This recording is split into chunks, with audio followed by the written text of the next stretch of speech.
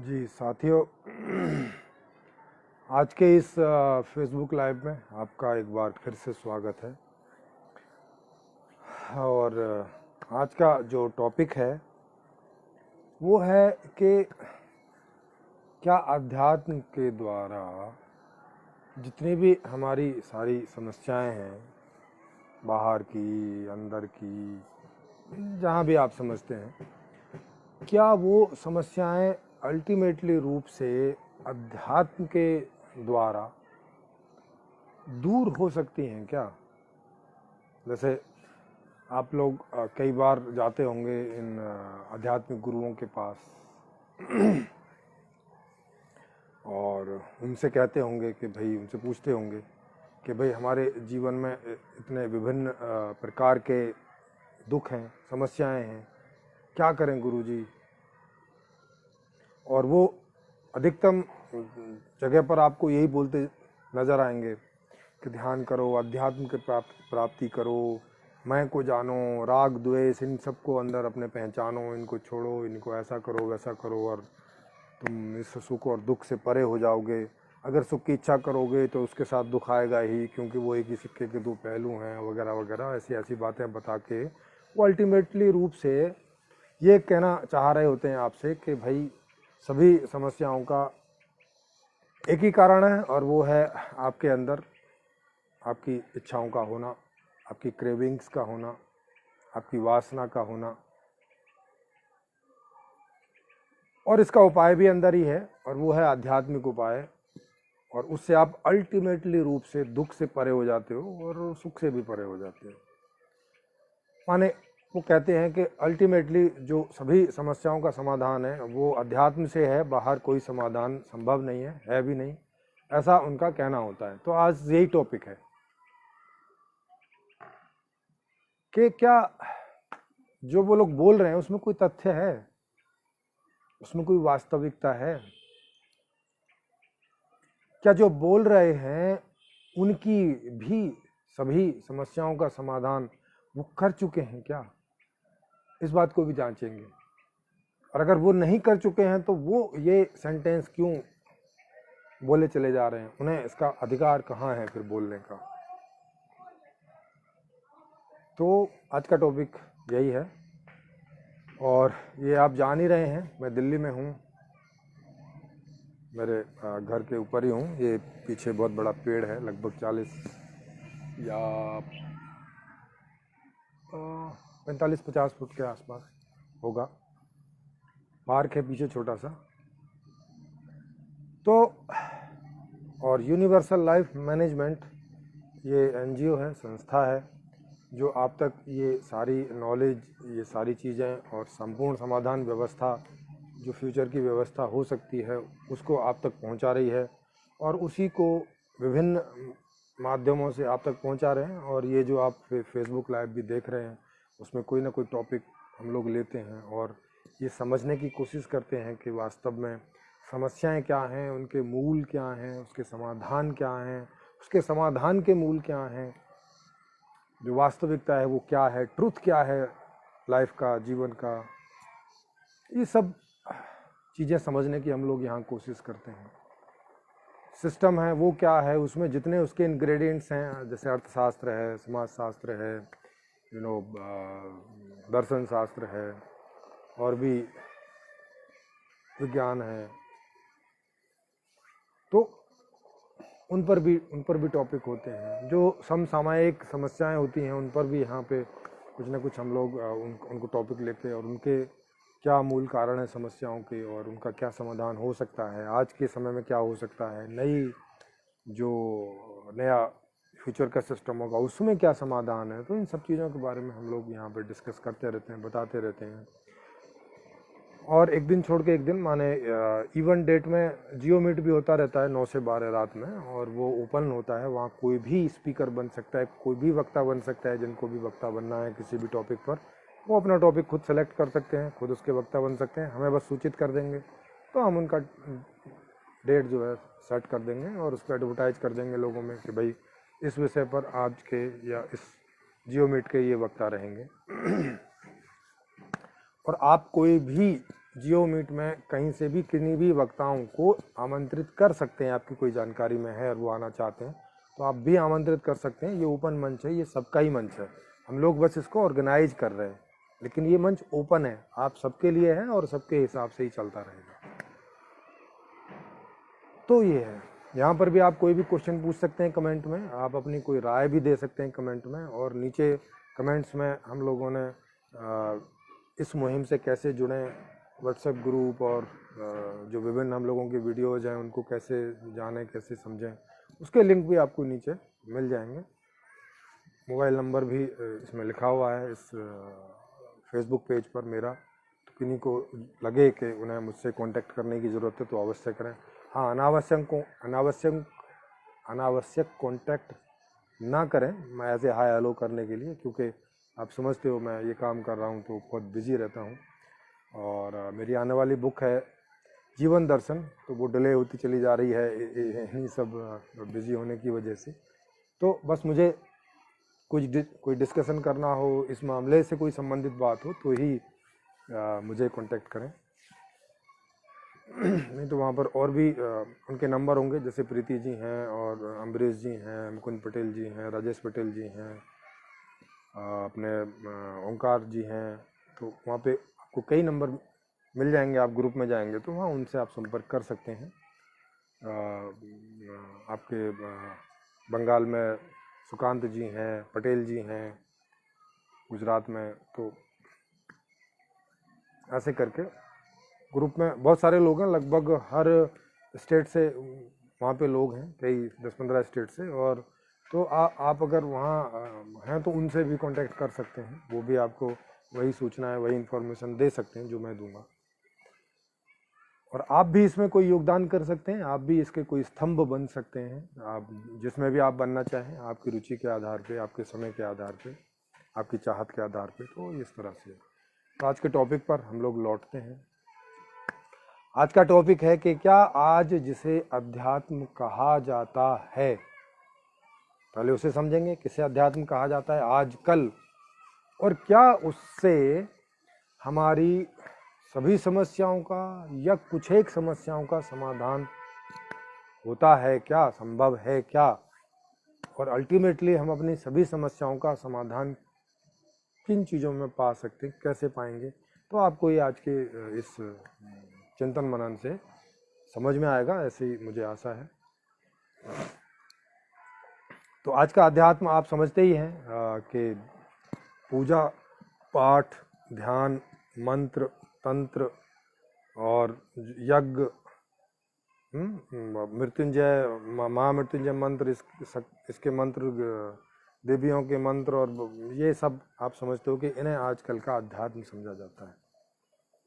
या ध्यान में भी विभिन्न प्रकार के ध्यान, मंत्रों में विभिन्न प्रकार के मंत्र, प्रार्थनाओं में विभिन्न प्रकार की प्रार्थनाएं, पूजाओं में विभिन्न प्रकार की पूजाएं, विभिन्न प्रकार के तरीकों से पूजाएं, इन्हीं सब चीज़ों को आज के समय में अध्यात्म समझा जाता है।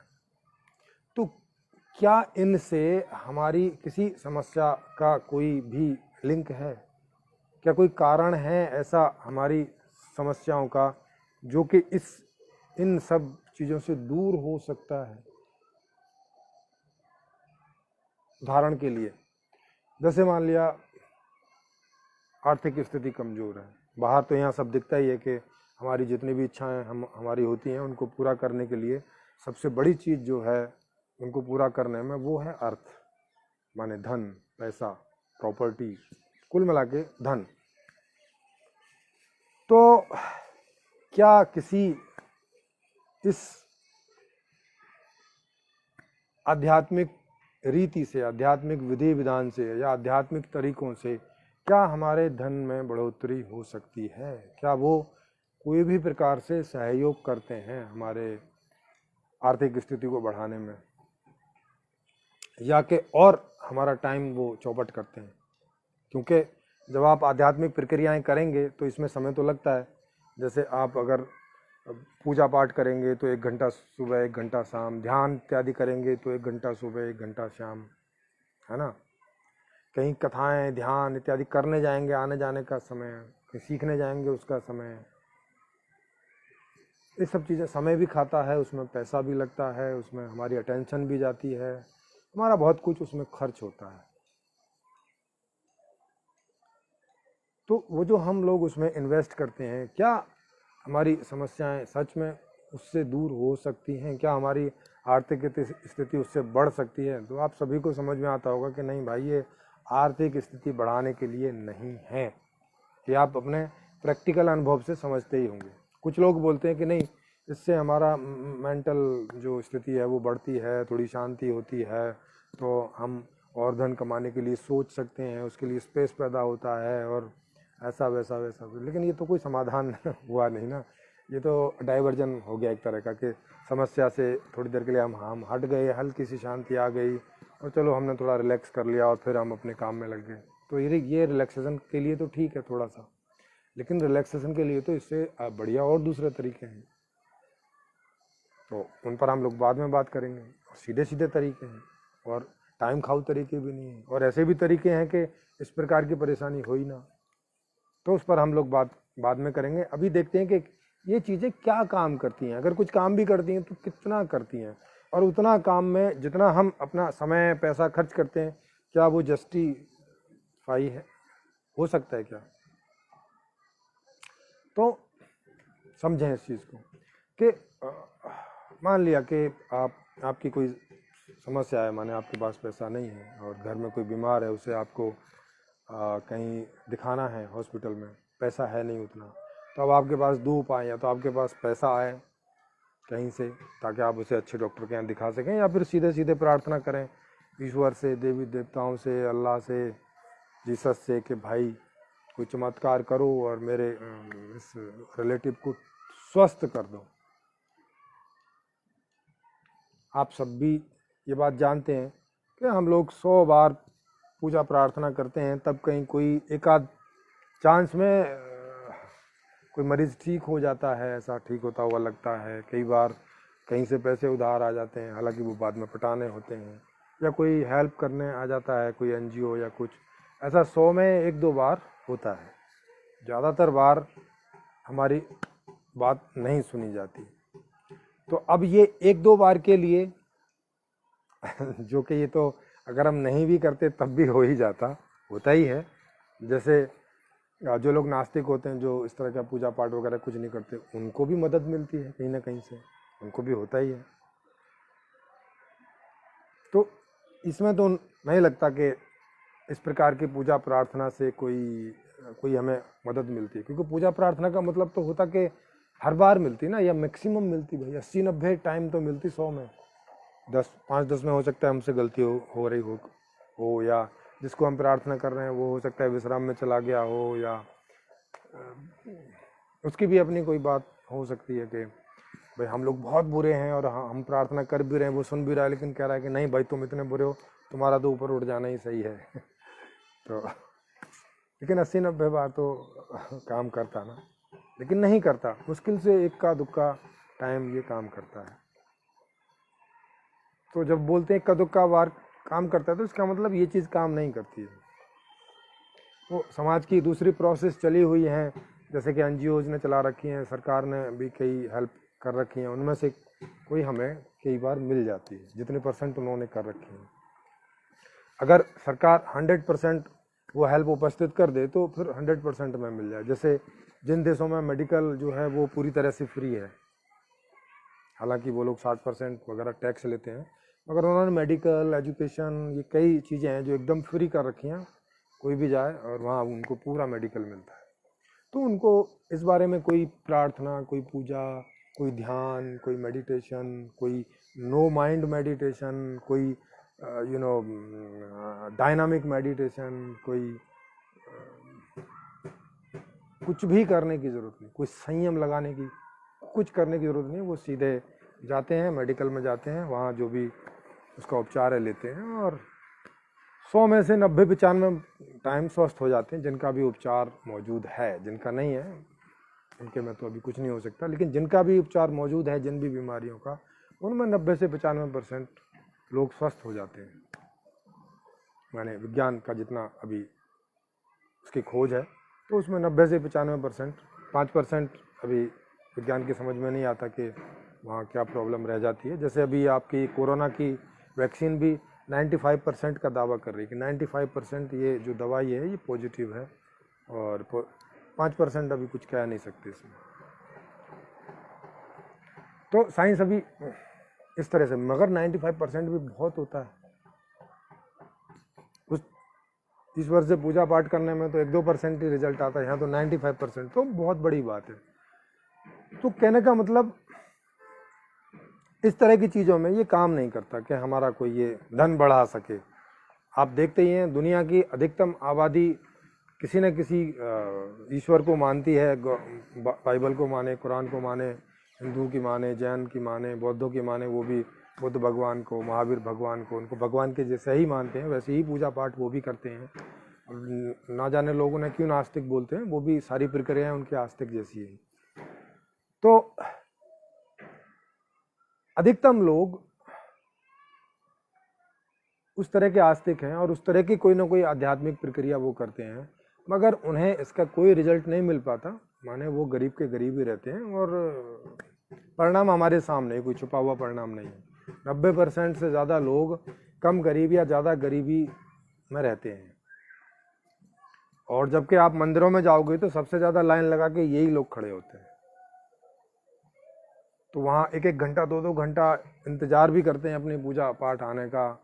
और कई लोग तो तिकड़म भी लगाते हैं, जिनके पास थोड़ा बहुत पैसा होता है वो तो रिश्वत दे के जल्दी से पूजा पाठ करने की भी कोशिश करते हैं। इतना सब करने के बावजूद भी गरीबी का स्तर वही का वही रहता है, उसमें कोई फर्क नहीं आता। तो उससे पता चलता है कि अध्यात्म अमीरी के लिए कोई काम नहीं करता है। और पैसे से जितनी भी समस्याएं सॉल्व होती हैं वो समस्याएं इससे सॉल्व नहीं होती। तो फिर क्या होता है, मेडिकल में काम नहीं करता, धन बढ़ाने में काम नहीं करता, हमारे आपसी संबंध जो खराब रहते हैं उनमें भी बहुत सारा कारण धन के कारण ही होता है। किन्हीं दो लोगों में लड़ाई होती है धन के कारण, एक दूसरे के नज़दीक आते हैं धन के कारण, क्योंकि उन्हें लग रहा होता है कि एक दूसरे के साथ मिलजुल के काम करेंगे तो ज़्यादा धन कमा लेंगे। कई काम ऐसे हैं कि अकेले संभव ही नहीं है, जैसे इतने बड़े बड़े ऑर्गेनाइजेशन है उनको अकेले कोई नहीं कर सकता, तो उसमें सब लोग एकजुट हो जाते हैं विभिन्न प्रकार से, और वहाँ एक पूरा का पूरा ऑर्गेनाइजेशन चलता है जो उतना बड़ा धन कमाता है, और फिर सबको सैलरी के रूप में अपना अपना हिस्सा जो भी वो सेट होता है पाते हैं, और अपना परिवार का, अपना घर का जीवन चलाते हैं। तो किसी भी ध्यान से, किसी भी पूजा से, किसी भी पाठ से, किसी भी तंत्र से, किसी भी मंत्र से, किसी भी इस तरह की चीज़ों से आर्थिक स्थिति में कोई अंतर दुनिया के अंदर नहीं दिखाई पड़ता।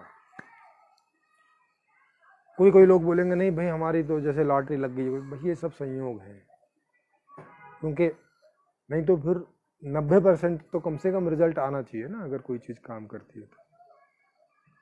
ऐसे 2-4 कोई घटनाएं घटती हैं, वो उनको नहीं माना जा सकता कि इस कारण से घट रही हैं। वो तो आप ऐसे समझो कि लॉटरी लगी, लॉटरी खुली है, लाखों लोगों ने खरीदी है, तो किसी एक का तो पहला नंबर आएगा ही। अब वो किसी का भी आ सकता है, ऐसा थोड़ी है कि मतलब किसका आएगा, वो किसी का भी आ सकता है। नास्तिकों की भी लॉटरी लगती है, अपराधियों की भी लॉटरी लगती है, लॉटरी तो किसी की भी लगती है। ऐसा तो देखा नहीं कि केवल गरीबों की लॉटरी लगती है। तो इसमें ये काम नहीं करता। अच्छा, फिर लोग बोलते हैं नहीं ये तो भाई श्रद्धा का विषय है। भाई विषय किसी का भी हो, आप श्रद्धा भी करते हो तो किस लिए करते हो, सुखी होने के लिए करते हो या एम ही श्रद्धा करते हो? उसका उद्देश्य क्या रहता है? यही ना कि आप ठीक से जियो, आपका परिवार ठीक से जिए, आपके रिश्तेदार ठीक से जिए, अच्छे से जिए, बढ़िया ज़िंदगी जिए। इस दुनिया में आए हैं तो कुछ एंजॉय करके जाएं, कुछ खुशहाल जाएं, खुशहाल जिए, खुशहाल रूप से आएँ, खुशहाल जिए, खुशहाल मरें। बुद्धों में बोलते हैं सब भवतु मंगलम, मतलब सबका भला हो। तो भला हो मतलब क्या, सब दुखी हो ऐसा भला नहीं, सबका भला हो मतलब सब सुखी से रहें। सब सुखी से रहें माने जैसे रहना चाहते हैं, जिस चीज़ों की उनको इच्छा पैदा होती है वो इच्छा उनकी पूरी होती रहे, यही मंगल है। ऐसा ही मंगल सब चाहते हैं। हिंदुओं की उसमें देखें सब सुखी भवती, सुखी हो, दीर्घायु, शतायु, 100 साल की उम्र हो, तो अब दुखी दुखी 100 साल की उम्र हो ऐसा तो नहीं बोलते हैं भाई, सुखी सुखी 100 साल की उम्र हो, स्वस्थ रूप से जियो। और स्वस्थ में यहाँ शारीरिक मानसिक आत्मिक सारे स्वस्थ की बात की जा रही है। तो आदमी सुखी आदमी ही स्वस्थ हो सकता है, दुखी आदमी कैसे स्वस्थ होगा? तो इन सभी ग्रंथों में, लगभग सभी ग्रंथों में मोटा मोटा ये बताया गया है कि जीवन का जो उद्देश्य है वो सुख ही है, सुखी होना ही है। और उसमें ये जितने भी आध्यात्मिक तरीके ये कोई काम नहीं करता। आप देख ही रहे हैं आज के समय में कितना आध्यात्मिकता का ये बढ़ा हुआ है। बेरोजगार को रोजगार नहीं दिलाता, ध्यान इत्यादि। आपको जिस स्ट्रीम में एडमिशन लेना है एजुकेशन के, उसमें उस स्ट्रीम में आपको ये ध्यान इत्यादि कोई एडमिशन नहीं दिलाते, क्योंकि वहाँ पे 10 सीट है, 10 ही मिलने हैं, बाकी लोगों ने रह जाना है। अगर 1000 लोगों की इच्छा है साइंस के स्ट्रीम में जाने की, और उस कॉलेज और इन कॉलेजों में कुल मिला के 100 सीट हैं, तो किन्हीं भी 100 लोगों को ही मिलेगा, 900 लोग रह जाने, कोई भी, चाहे सारे ध्यान करो, चाहे सारे शीर्षासन करो, चाहे सारे संयम करो, वहाँ सीट ही 100 हैं तो 100 ही किन्हीं भी 100 को मिलेगा, बाकी 900 ने रह जाना है। और क्यों वहाँ पे 100 सीट है? अगेन सरकार के पास जाओगे, बजट नहीं है, पैसा, आर्थिक स्थिति पर ही निर्भर करता है। आपकी कितनी इच्छाएं पूरी होंगी व्यक्तिगत रूप से, पारिवारिक रूप से, सामाजिक रूप से या सामष्टिक रूप से, ये डिपेंड करता है कि आपका मैनेजमेंट कितना समृद्ध है। आपका पर्सनल मैनेजमेंट, आपका पारिवारिक मैनेजमेंट, आपका सामाजिक मैनेजमेंट, आपका सामष्टिक मैनेजमेंट, ये कितने समृद्ध हैं, कितने कुशल हैं, कितने क्षमता वाले हैं, उस पर डिपेंड करता है, ध्यान इत्यादि पे नहीं करता। अच्छा, लोग बोलेंगे ध्यान से बुद्धि तो बढ़ती है। भाई नहीं, बुद्धि का ध्यान से क्या लेना देना है? इस बात को समझें। बुद्धि का मतलब क्या होता है? बुद्धि का मतलब होता है कि कोई प्रक्रिया हो रही है आपके अंदर या आपके बाहर, उसको ऑब्जर्व करना और समझना कि क्या प्रक्रिया हो रही है, और हमें ये प्रक्रिया अगर ऑल्टर करनी है, हमें जैसी चाहिए वैसी, या जैसी हो रही है वैसी ही हम इसको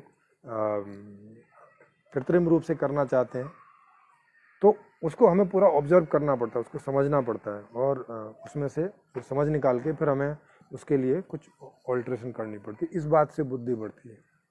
बुद्धि मतलब क्या? बुद्धि का मतलब आपके अपने उद्देश्यों की पूर्ति के लिए कोई ज्ञान विज्ञान टेक्नोलॉजी का उदय कर लेना, इस बात को बुद्धि बोलते हैं, समझ बोलते हैं, इंटेलिजेंस ही बोलते हैं। ये ध्यान से क्यों बढ़ेगी? ये नो माइंड होने से क्यों बढ़ेगी?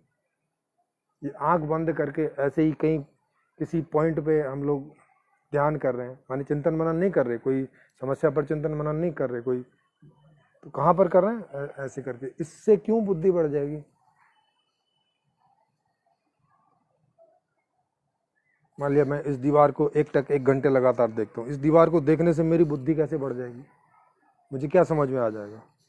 जबकि मैं वहाँ कुछ समझने के लिए ऑब्जर्व कर ही नहीं रहा हूँ।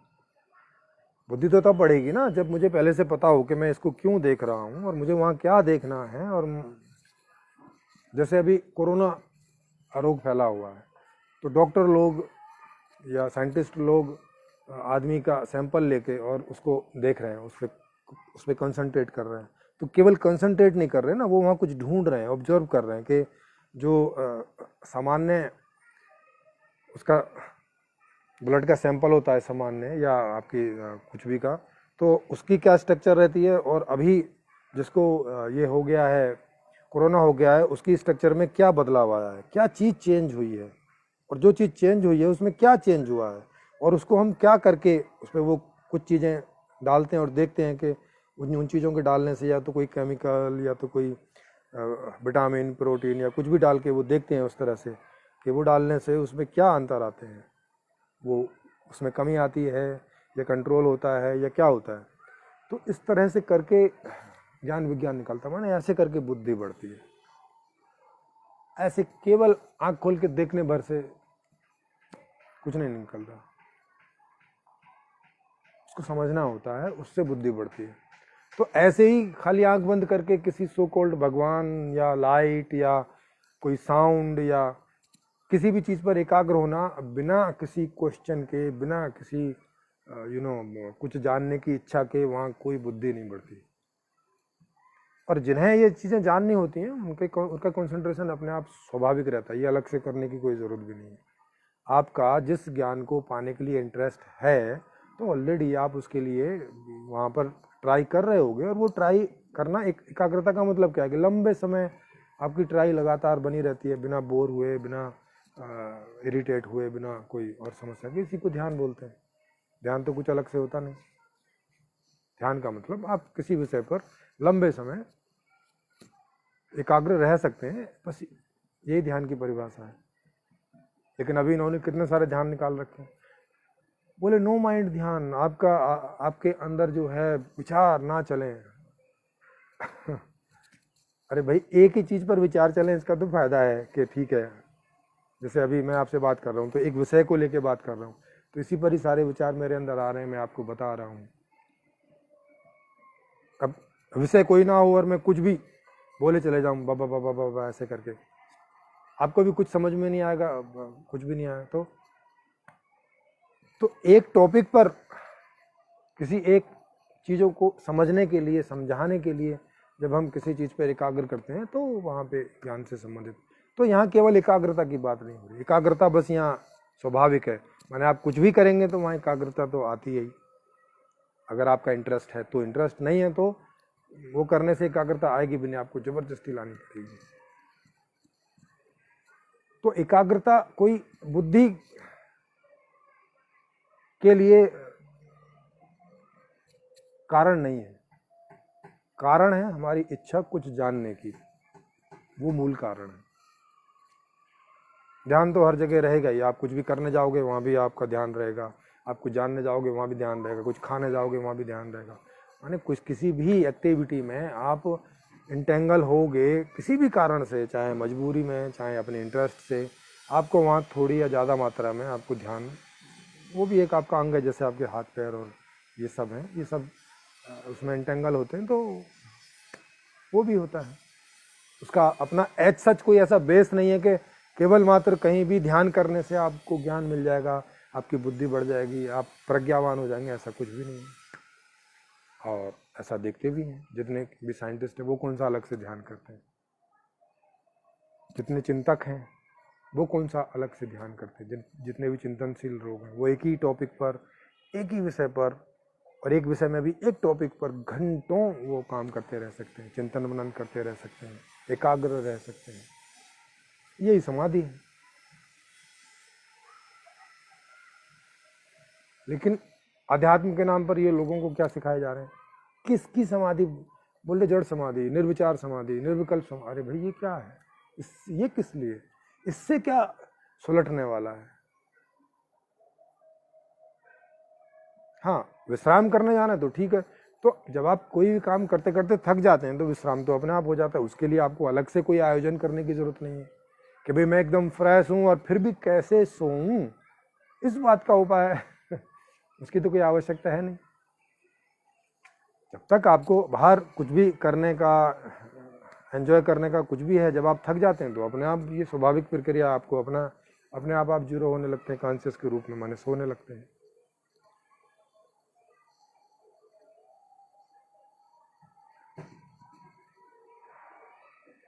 अभी जैसे आप देख रहे हैं, अभी आवाज़ आ रही है, ये किसी मस्जिद से शायद आ रही है, नमाज का समय होगा, वहाँ बहुत सारे लोग इकट्ठे हो गए होंगे, जो जहाँ होंगे वो वहाँ भी कर रहे होंगे, जो भी ये आधा घंटे 1 घंटा करते हैं। भाई किस लिए, इससे हो क्या रहा है, परिणाम पर भी तो नज़र रखो थोड़ा, कि जो आप कर रहे हो उसका अगर वो परिणाम नहीं आ रहा है जिस परिणाम के लिए कर रहे हो, तो उसमें कुछ चेंज करो ना, उसको समझो ना कि ये इसमें कुछ गलती हो रही है, या ये तरीका है ही नहीं है उस समाधान के लिए। लेकिन लोग ना सोचें तो जिन्हें इससे आर्थिक फायदे होते हैं वो लोगों को कैसे करके कंट्रोल करते हैं। वो बोलते हैं भाई ये श्रद्धा का विषय है, इसमें सोचा विचारी ना करो और ये करते रहो, ये कई जन्मों का काम है। मतलब सोचो ही मत कि सही कर रहे हो गलत कर रहे हो, इसका कोई परिणाम आ रहा है नहीं आ रहा है, इसको करने से ज़िंदगी और झंड हो रही है कि नहीं हो रही है, कुछ मत सोचो। बस कान बंद करो, आंख बंद करो, मुंह बंद करो, सब कुछ बंद करो और बस लगे रहो। ऐसे कैसे बुद्धि विकसित होगी ऐसी मेंटलिटी के साथ?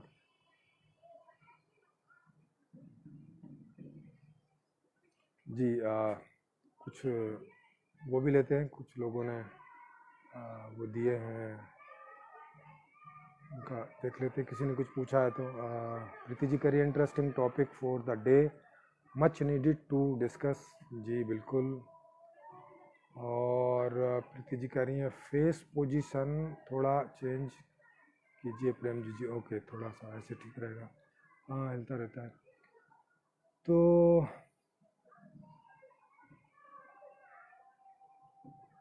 फिर नीचे कह रही हैं तो हमारे शास्त्रों में मंत्र, जादू, टोटका इत्यादि की बातें भ्रम हैं।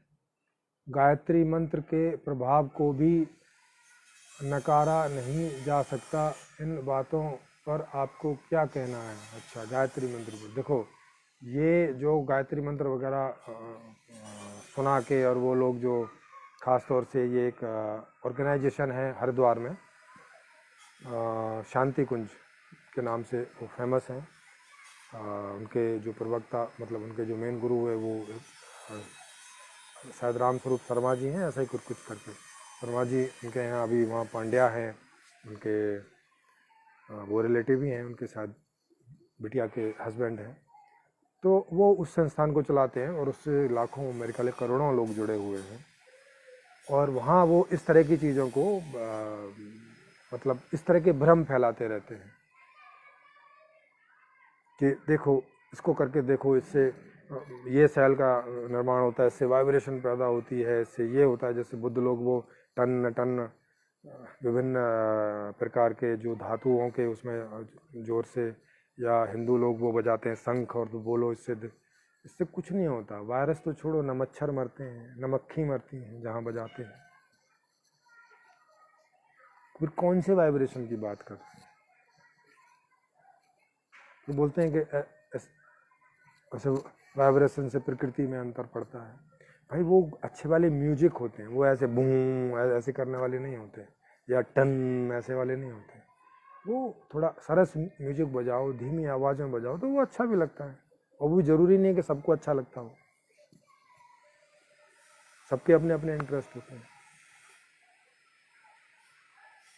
तो अगर इस मंत्र से होता तो इतने सारे पंडित इन मंत्रों को अपने लिए और दूसरों के लिए करते रहते हैं। जैसे गायत्री मंत्र तो बहुत होता है भारत में, और पंडित लोग अपने लिए तो अलग से करते ही हैं, बाकी कोई और लोग पैसे दे दे के भी इन लोगों से कराते हैं, और ये एक दिन में हजारों हजारों मंत्रों का जप करते हैं। अगर ऐसा होता तो ये तो बहुत बड़े बुद्धिमान हो गए होते, इनके पास तो सारे समस्याओं का समाधान हो गया होता, और 900 साल जो ये देश गुलाम रहा, गुलाम ना रहा होता। या गुलामी से इसका कोई कनेक्शन नहीं है, ऐसा आप सोच रहे हैं? बाहर के लोग यहाँ आए, इनके ऊपर अटैक किया, यहाँ इन जो बेटियों के साथ बलात्कार किया, इनके धन छीने। यहाँ जो ये इन्होंने वाइब्रेशन फैला रखी थी, वो उस वाइब्रेशन से उनके अंदर कोई सात्विक गुण नहीं आए, कोई सात्विक विचार नहीं आए।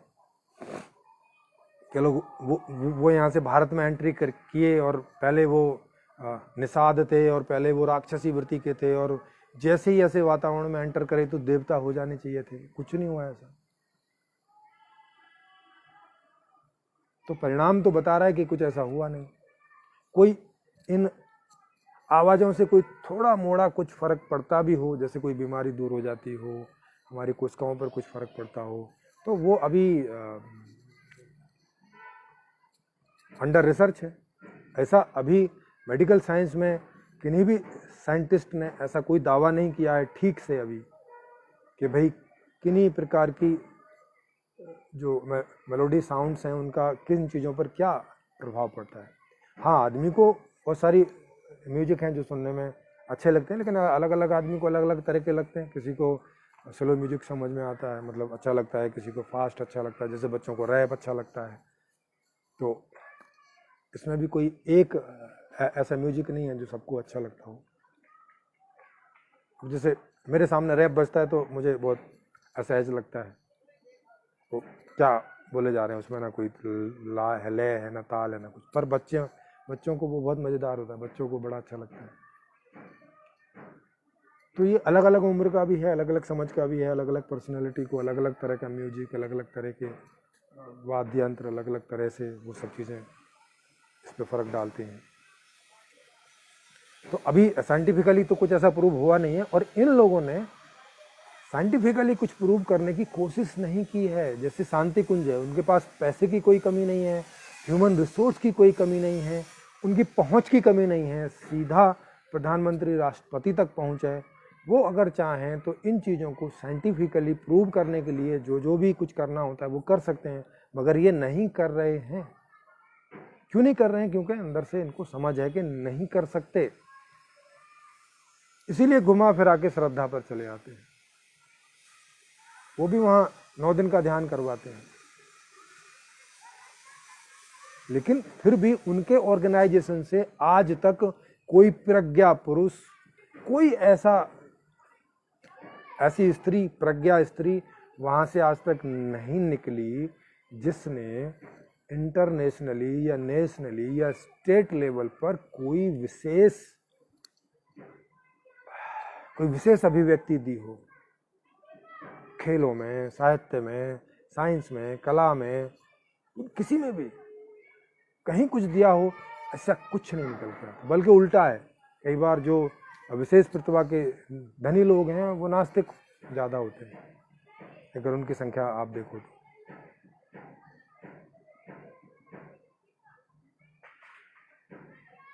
इतना बड़ा ऑर्गेनाइजेशन है उनका। जैसे भारत इतना बड़ा देश, 135 करोड़ लोगों का देश, और यहाँ ना खेल में गोल्ड आता है, ना कोई भी प्रतिभा में ऐसा नहीं है कि इसने अपनी उस प्रतिभा का पूरे वर्ल्ड में कोई लोहा मनवा दिया हो। जबकि यहाँ इतने मंत्र तंत्र, इतने सारे प्रकार के, यहाँ पे सब मुस्लिम लोग भी हैं, क्रिश्चियन लोग भी हैं, हिंदू भी हैं, जैन भी हैं, बौद्ध भी हैं, पारसी भी हैं, सब सारे धर्मों के मानने वाले हैं। और उनमें से कोई कम्युनिटी ने ऐसा कोई अपना कोई ऐसी नहीं दी है कि जिसको लगे कि हाँ भाई देखो इनके पास कुछ विशेष है और इन्होंने जो है पूरी दुनिया को समाधान दे दी, समस्याएं दे दी। बल्कि जो लोग भी थोड़े बहुत जो समाधान दे रहे हैं, जिनमें वैज्ञानिक आते हैं, आर्टिस्ट आते हैं, और भी जो ऐसी विशेष चीज़ें जो कि प्रोडक्शन कर रहे हैं, वहाँ देख रहे हैं कि वहाँ अध्यात्म का, धर्म का ऐसा कोई वहाँ रोल दिख नहीं रहा है। वो ज़्यादातर या तो नास्तिक हैं, या वहाँ कम से कम अध्यात्म का कोई या धर्म का कोई रोल नहीं है। अगर वो धार्मिक लोग भी हैं तब भी कोई रोल नहीं है उनकी उस अभिव्यक्ति में। वो कभी ऐसा कुछ बोलते नहीं है कि इसकी प्राप्ति हमें किन्हीं दैवीय विधियों के द्वारा हुई। तो आप देख सकते हैं कि इन जिसे अध्यात्म कहा जा रहा है, इस अध्यात्म से किसी भी चीज़ की समृद्धि पर इसका कोई कनेक्शन दिखाई नहीं पड़ता। किसी समस्या के समाधान में कोई इसका सीधा कनेक्शन दिखाई नहीं पड़ता, साफ दिखता है।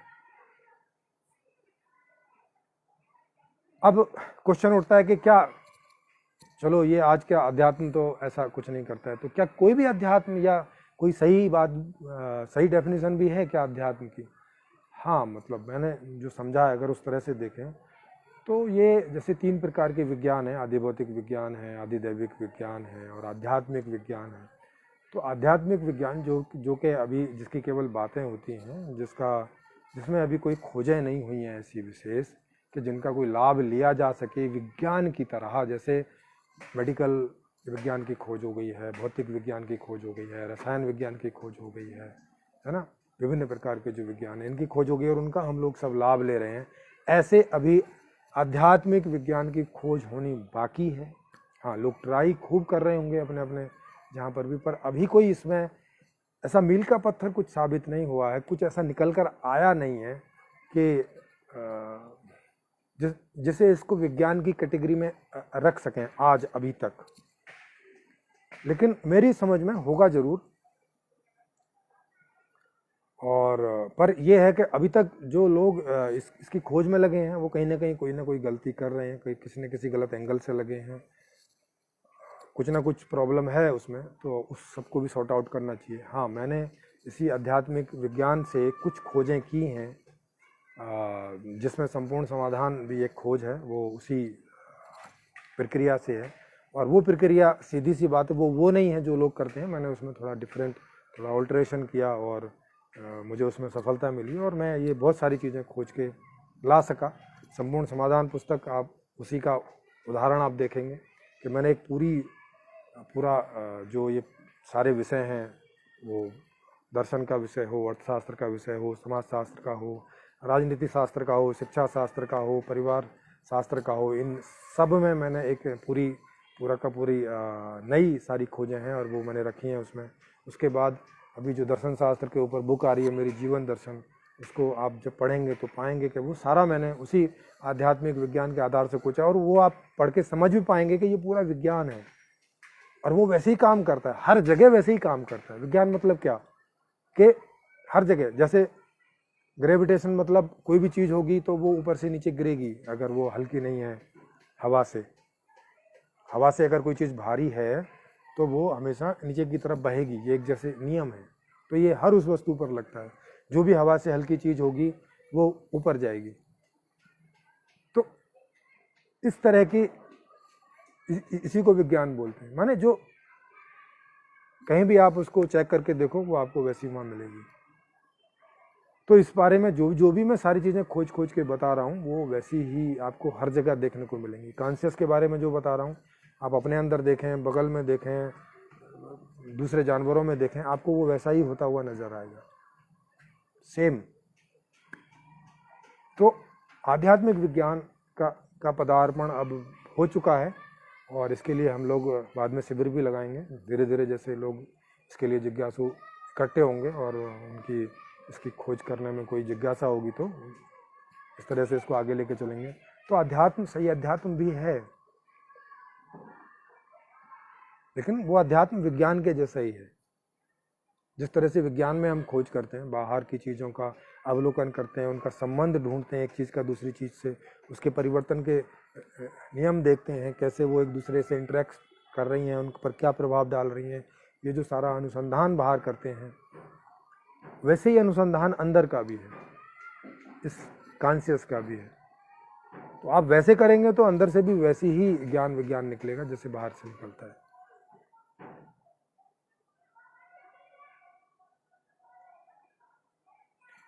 तो ये आगे जाएगा और वो ज़रूर बेनिफिशियल है, वो ज़रूर हमारे वर्तमान को और भविष्य को स्वर्ग बनाने जैसा है। वो अंतर डालेगा, वो सब कुछ इस प्रकार के बड़े बड़े अंतर डालेगा, आप देखेंगे।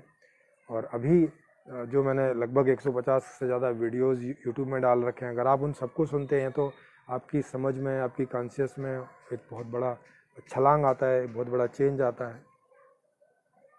और इसको जो पढ़ेगा उसके अंदर ये चेंज आएगा। ऐसा नहीं कि 100 लोग पढ़ेंगे तो 2 लोगों के अंदर चेंज आएंगे, और किसी तरह का कोई एथिक्स नहीं, कुछ नहीं, स्वाभाविक चेंज आएगा, स्वाभाविक। आपने बस पढ़ लिया, समझ लिया, बस समझो आ गया। जो समझने वाले चेंजेज हैं वो समझ के, जो ज्ञान के माध्यम से आते हैं वो ज्ञान के माध्यम से चेंजेज आ जाएंगे। और जब ये व्यवस्था आएगी तो व्यवस्था आने के बाद में जो अभी समस्याएं पैदा हो रही हैं, वो समस्याएं पैदा होनी ही बंद हो जाएंगी उस व्यवस्था में, ये भी आप लोग देखेंगे। तो ये सारा ज्ञान विज्ञान है। तो आध्यात्मिक माने आत्मिक रूप से, जिसको आप मैं बोलते हैं, जिसको हम तुम बोलते हैं, इसके बारे में ज्ञान, इसकी एक्टिविटी, ये कैसे सोचता है, क्यों सोचता है, इसका क्या उद्देश्य है, इसकी क्या इच्छा है, किस परिस्थिति में ये कैसे वर्कआउट करता है, कैसे अभिव्यक्त होता है, पर्सनैलिटी मतलब क्या है, ये सब आध्यात्मिक विज्ञान के ही ये सारे टॉपिक हैं, सारे विषय हैं।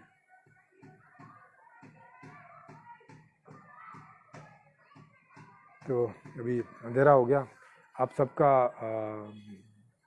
बहुत बहुत धन्यवाद। इसको आपको पसंद आए तो आप इसको ज़्यादा से ज़्यादा शेयर कीजिए अपने, जहाँ जितने भी आपके चाहे व्हाट्सअप है, ट्विटर है, लिंक्डइन है, जो भी जितने भी जहाँ भी आप जुड़े हों, वहाँ सब जगह इसको आप शेयर कीजिए अगर आपको पसंद आता है तो, नहीं तो आप नहीं भी करेंगे और मैं भी आपसे नहीं चाहूँगा कि आप करें। तभी हमें कोई चीज़ वही फॉरवर्ड करनी चाहिए जो हमें समझ आती हो, हमें लगता हो कि ठीक है, अदरवाइज ऐसे ही नहीं कर देना चाहिए। तो आपको ये ठीक लगे तो कीजिए।